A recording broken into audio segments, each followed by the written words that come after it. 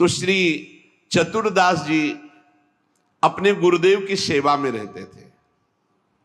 बड़े अहोभाग्य है जिनको गुरुदेव के आज्ञा पालन करने का सौभाग्य मिलता है। उनके पुण्य की क्या महिमा, जिनको गुरुदेव आदेश करते हैं आप ऐसा कीजिए, अहो भाग्य जिन्हें गुरुदेव की आज्ञा मिल गई। इन्हीं का नाम खोजी जी पड़ा, चतुरदास जी का नाम खोजी जी पड़ा। ये गुरुदेव जी के सेवा में, अब जैसे गुरुदेव लघु शंका कर रहे तो पानी लिए खड़े, गुरुदेव को हस्त प्रक्षाल आचमन आज्ञा कब क्या हो जाए तो जल की सेवा लिए खड़े थे। गुरुदेव जी लघु शंका में ही समीप बैठे। बड़ा भारी पीपल का वृक्ष दूर था तो वायु के द्वारा उसके फल और पत्ते बीज सब पड़े थे। लघु शंका किए, हंसने लगे और हंसते हंसते हाथ प्रक्षालन किया, आचमन किया। तो इतनी जोर की मस्त मुस्कुराहट और हंसी थी। श्री चतुरदास जी ने, जिनको खोजी जी बाद में कहा गया, आचमन करा रहे थे, कहा गुरुदेव कोई मधुर प्रसंग प्रभु का याद आया या कोई घटना घटी? आप बहुत मुस्कुरा रहे हैं, बहुत हंस रहे हैं, इस समय बाह्य प्रसंग तो कोई ऐसा है नहीं। कहा तू कैसा शिष्य है रे, सेवा में रहता और मेरी हंसी का कारण नहीं जान पाया? मैं क्यों हंसा इतना भी तुझे ज्ञान नहीं, और मेरी सेवा में रहता है? कैसा शिष्य है जो गुरु के मन की बात न जान पावे, गुरु के इशारे के, गुरु के मनोभाव को न जान पावे, वो शिष्य ही क्या? चलो सेवा छोड़ो, मैं क्यों हंसा इसकी खोज करके आओ। अब बताओ, गुरुजनों की प्रति सेवा कर बहुत कठिन है, बहुत कठिन है। यहां कहा कि छोड़ो सेवा, मैं क्यों हंसा ये बताओ, आके खोज करो। अब गुरु आ गया, तुम्हारी बुद्धि अब सेवा के अधिकारी नहीं यदि तुम ये नहीं जान सकते मैं क्यों हंसा। हंसे गुरु जी और फंसे चेला जी। आप समझो, आप मतलब कितना कठिन विषय है गुरु सेवा, बहुत कठिन। यही तो अमोघस्य, जो जीत गया अमोघस्य। तुम्हारी बुद्धि विवेक रहित है। जब तक तुम हमारे हंसने का कारण ज्ञात करके ना हो तब तक तुम्हें हमारे पास कभी नहीं आना चाहिए। चलो जाओ यहां से, आश्रम से।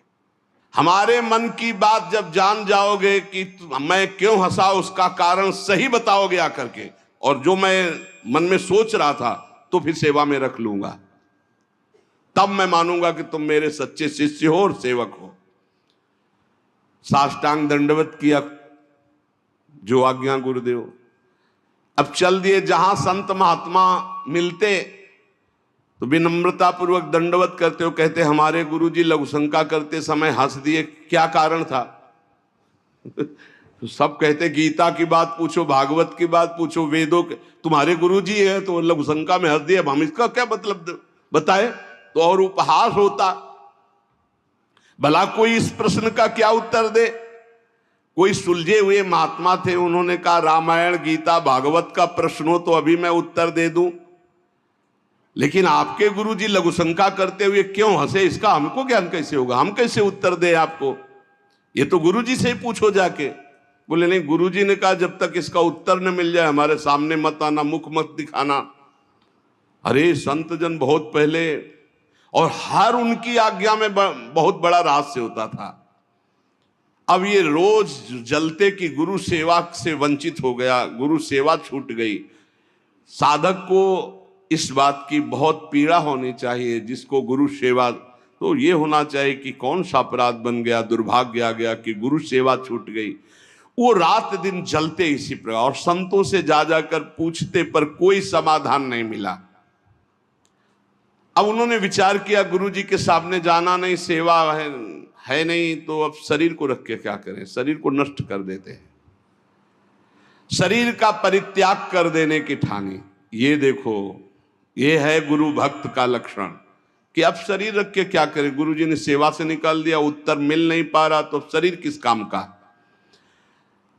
अब वो एकांत में निर्जन वन में जाकर बैठ गए और नाम जप करने लगे और सोचा बस भूख प्यास से पीड़ित होकर यही शरीर छोड़ दूंगा, कुछ खाना नहीं, कुछ पीना नहीं, रात दिन भगवान नाम जप करना, शरीर छोड़ दूंगा। गुरु की आज्ञा पे थे, जिज्ञासा प्रबल थी, सेवा छूट गई थी, पीड़ा बहुत थी। अभी कुछ ही दिन हुए थे, न अन्न न जल, रात दिन नाम जप और शरीर छोड़ने का संकल्प। महामहिम श्री कबीरदास जी प्रकट हुए, होगा ए भाई आंख खोलो। आंख खोला तो देखा कबीरदास जी, साष्टांग दंडवत किया। हाँ, क्या प्रश्न है तुम्हारा, क्यों इतना कष्ट सह रहे हो? इसका मतलब समझ रहे हो? जब कोई सच्ची भावना से भगवान का भजन करता है तो भगवान अपने दिव्य पार्षदों को भेज देते हैं समस्या का समाधान। सुनो, जब तुम्हारे गुरुजी लघुशंका कर रहे थे तो उनकी लघुशंका की ढाल में एक पीपल का बीज बह रहा था। बीज को बहते हुए लघुशंका में देखकर गुरुजी विचार करने लगे कि ओहो, देखो इस बीज में पीपल का पूरा वृक्ष छुपा हुआ है, लेकिन जब ये बीज पीपल में था तो कितना बंदनीय और कहां सुव्यवस्थित था, और जब ये पीपल से अलग हुआ तो लघुशंका में बह गया। इसका मतलब पीपल का वृक्ष साक्षात ब्रह्म है और उसका अंश जीव है।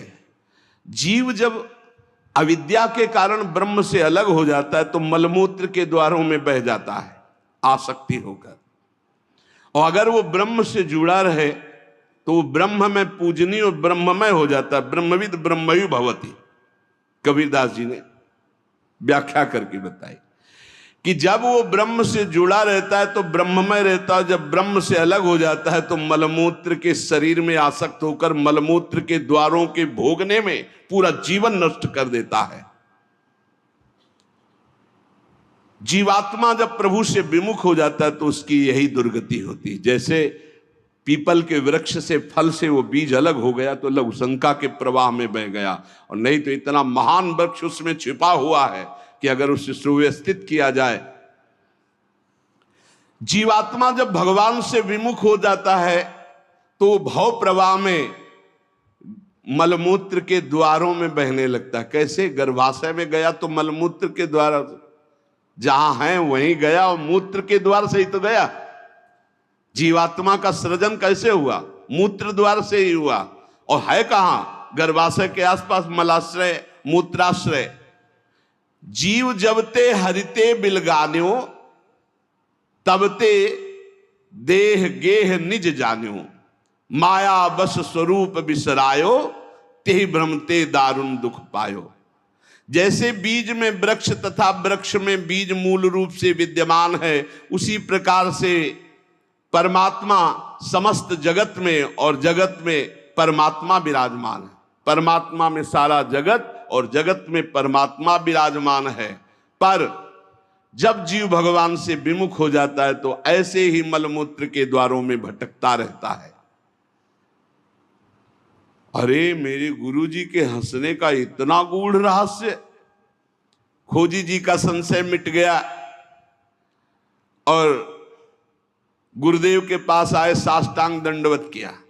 उनका उत्तर कहा, गुरुदेव महामहिम श्री कबीरदास जी ने ऐसा ऐसा ऐसा बताया।